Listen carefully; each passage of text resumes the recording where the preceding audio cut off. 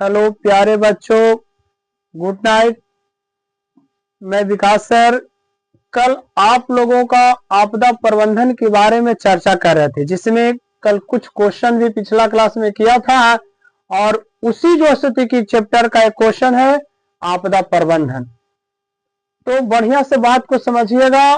Part 2 में जाकर के यूट्यूब चैनल, जो मेरा यूट्यूब चैनल है सृष्टि एजुकेशन पॉइंट, उस पे आप जाके देख लीजिएगा। हम लोग पूरा 10th क्लास की इसी चैनल पे संपूर्ण तरीका से तैयारी करने वाले हैं, करवाएंगे, फर्स्ट क्लास से कराएंगे, किसी भी प्रकार से दिक्कत नहीं होगा। तो इस क्वेश्चन को अच्छा से समझेंगे। क्वेश्चन है आपदा प्रबंधन किसे कहते हैं। तो इसका परिभाषा दीजिएगा कि आपदा से होने वाले नुकसान को कम करने के लिए किए गए प्रबंध को आपदा प्रबंधन कहते हैं। फिर से सुनेंगे, एक दो बार बात को बढ़िया से समझिएगा, ठीक ठाक हो जाएगा। कहता है कि आपदा से होने वाले नुकसान को कम करने के लिए किए गए प्रबंध को आपदा प्रबंधन कहा जाता है या कहते हैं। जैसे बात को समझने की कोशिश कीजिए।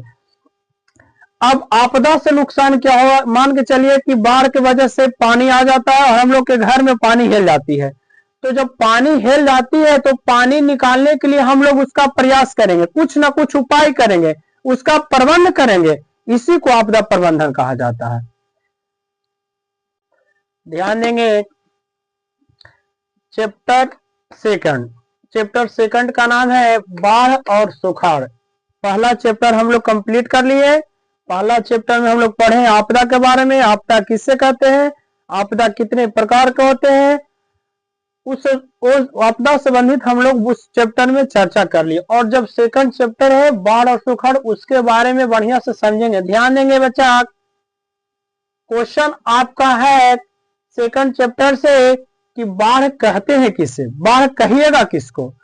तो कहता है कि वैसा प्राकृतिक आपदा, वैसा प्राकृतिक आपदा। ध्यान देंगे, बाढ़ प्राकृतिक आपदा है जब आवासीय क्षेत्र तथा कृषि क्षेत्र में जल की अधिकता हो जाती है, जल की वृद्धि हो जाती है, जल बढ़ जाती है, तो उसी को बाढ़ कहते हैं।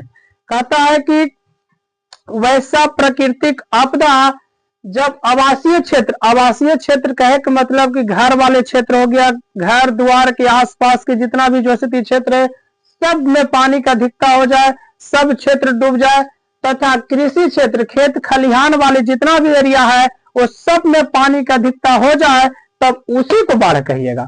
है ना कि बाढ़ का मतलब जो स्थिति दूसरा समझ जाइएगा। हम बाढ़ हम तब कहेंगे जब घर द्वार के आसपास जितना भी इलाका है सब में पानी की अधिकता हो जाए। कृषि क्षेत्र का मतलब समझिए कि खेत खलिहान में भी पानी बढ़ जाए, भर जाए, उसकी अधिकता हो जाए पानी का, तो उसी को बाढ़ कहा जाता है। फिर से एक दो बार बात को बढ़िया से समझेंगे, एकदम देहाती भाषा में बात को समझिएगा।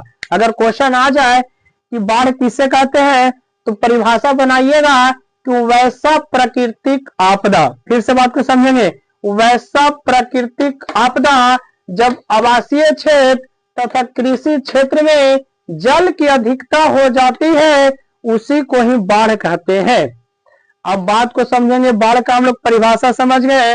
अब बात को अच्छा से समझेंगे मेरे भाई। बाढ़ के कारण, बाढ़ का कारण क्या हो सकता है, इसी में क्वेश्चन आता है कि बाढ़ के कारण को बताइए। हम कैसे कहेंगे कि बाढ़ का कारण होता है, बाढ़ कैसे आता है।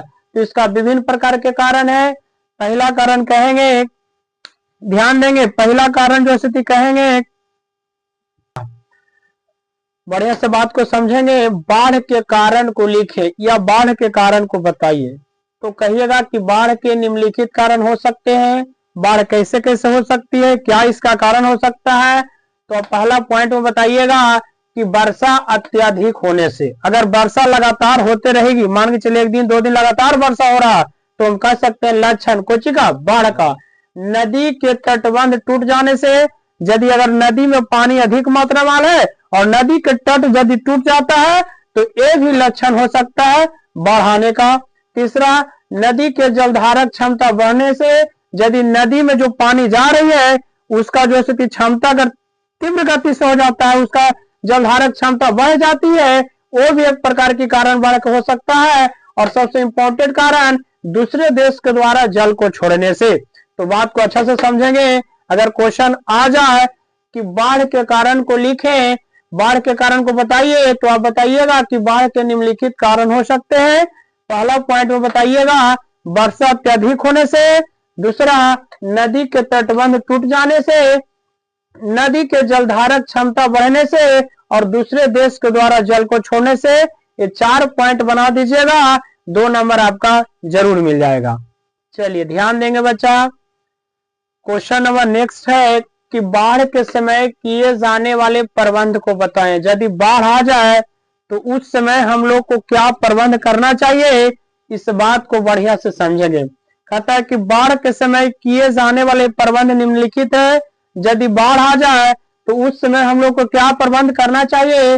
तो पहला पॉइंट में कहिएगा कि हमें ऊंचे स्थान पर जाना चाहिए, जहां पर पानी की मात्रा कम हो, वहां पानी कम पहुंच सके। दूसरा पॉइंट में कहिएगा कि बाढ़ के समय हमें सूखा भोजन करना चाहिए और कम करना चाहिए। बाढ़ के समय हमें हमेशा गर्म पानी ही पीना चाहिए। अब बताओ बाढ़ के समय आपका जो स्थिति चापाकल हो, समरसेबुल हो, सगरो जो स्थिति की बाढ़ फैला हुआ रहेगा, पानी रहेगा, तो उस स्थिति में ना तो बिजली रहेगी, आपका चापाकल वगैरह सब डूबा हुआ रहेगा। तो उस स्थिति में पानी हम लोग गर्म करके पिए, क्योंकि पानी में अनेक प्रकार के जो स्थिति की जीवाणु वगैरह भी हो सकता है। इसीलिए जब हम पानी को गर्म करके पिएंगे, उसको पूरी तरह से गर्म कर लेंगे, जितना भी उसमें जीवाणु तिवाणु है सब मर जाएगा, उसको छान करके पी लेंगे, ताकि हमारा सेहत भी स्वस्थ रहे। तो बाढ़ के समय हमें गर्म पानी पीना चाहिए। और चौथा पॉइंट में कहिएगा कि बच्चों के लिए दूध का व्यवस्था जरूर कर लेना चाहिए। छोटा बच्चा यदि आपके घर में है तो उसके लिए दूध की व्यवस्था अवश्य कर ले, क्योंकि बच्चा तो जो स्थिति खाने के लिए अवश्य रोएगा, तो इसीलिए बच्चों के लिए दूध का व्यवस्था कर ले। और 5वां पॉइंट में लिखेंगे कि अपने से बड़ा एक डंडा, एक रस्सी और रेडियो का व्यवस्था भी कर लेना चाहिए। अब सवाल होगा कि सर डंडा किस लिए जो स्थिति की यूज करें, रस्सी का क्या मतलब है। तो मेरे भाई डंडा इसलिए अपने से बड़ा रखें कि मान के चलिए कि जो स्थिति की हम अगर 5 फीट 6 फीट के हैं, तो कम से कम डंडा 8 फीट के रखें, ताकि हम अपना घर से जब बाहर निकले तो जो अनजान जगह पर जाएंगे तो उस समय हम लोग को पता नहीं चलेगा कि जगह गहरा है या ऊंचा है। तो उस दरमियान हम डंडे को इस प्रकार से नाप लेंगे, और नापला के बाद देखेंगे कि डंडा में जो स्थिति डंडा तक, यहाँ तक कुछ जो डंडा है वहां तक अगर पानी आता है, उसके बाद हम अपने हाइट को उस डंडा से माप लेंगे। माप के पता कर सकते हैं कि अगला जो कदम हम रखेंगे या आने जो एरिया होगा उस समय ज्यादा गहरा है या जो स्थिति प्लेन है, उसकी मदद से हम जान सकते हैं। डंडा का उपयोग इसलिए करेंगे और रस्सी का उपयोग इसलिए करेंगे कि जब हम लोग साथ जा रहे हैं, हमारा दोस्त फैमिली वाला है, कोई अगर पानी में जो स्थिति डूब जाता है तो रस्सी उसको दे करके पकड़ के खींच सकते हैं। रेडियो का व्यवस्था इसलिए करेंगे कि ताकि उस समय लाइन बिजली वगैरह रहेगा नहीं, जो भी सरकार के द्वारा निर्देश दिया जाएगा हम रेडियो के माध्यम से सुन सकते हैं, और जो भी सरकार का निर्देश होगा उसको हम लोग पालन करेंगे, फॉलो करेंगे। तो ये बाढ़ के समय किए जाने वाले प्रबंध है। अगर क्वेश्चन आ जाए कि बाढ़ के समय किए जाने वाले प्रबंध को बताएं, तो एकदम फर्स्ट क्लास से आसान भाषा में बताइएगा कि बाढ़ के समय किए जाने वाले प्रबंध निम्नलिखित है। अगर बाढ़ आ जाता है तो हमें ऊंचे स्थान पर जाना चाहिए। बाढ़ के समय हम लोग को सूखा भोजन कम करना चाहिए। बाढ़ के समय गर्म पानी ही पीनी चाहिए। और बाढ़ के समय अगर आपके घर में छोटा बच्चा है तो छोटे बच्चे के लिए दूध का व्यवस्था कर लेना चाहिए, और अपने से बड़ा एक डंडा, रस्सी और एक रेडियो का व्यवस्था भी कर लेना चाहिए। तो आज का क्लास हम लोग यहीं पे रोकते हैं, क्योंकि आज का क्लास हमने आपको आपदा प्रबंधन के बारे में बताया, और चैप्टर नंबर 2 बाढ़ और सुखाड़, जिसमें बाढ़ किसे कहते हैं वो हमने बता दिया, बाढ़ के कारण हमने चर्चा किया, बाढ़ के समय किए जाने वाले प्रबंध को बताया। तो इसी प्रकार से प्रतिदिन आपका जो स्थिति की चैप्टर बाय चैप्टर क्वेश्चन आते रहेगा। इसीलिए मेरे भाई आपसे हमारा विनती और रिक्वेस्ट है कि सृष्टि एजुकेशन पॉइंट को सब्सक्राइब कर ले, ताकि हम इसी प्रकार से लगातार वीडियो बनाते रहेंगे, आपके पास पहुंचते रहेगा। तो फिर से जेते के बाद फिर से बता देते हैं कि इस सृष्टि एजुकेशन पॉइंट को जरूर सब्सक्राइब कीजिए, और 10th क्लास के सभी पेपर इस चैनल पे आने वाले हैं। पूरा पेपर की तैयारी होगा, संपूर्ण तरीका से होगा। तो आज का क्लास यही, धन्यवाद।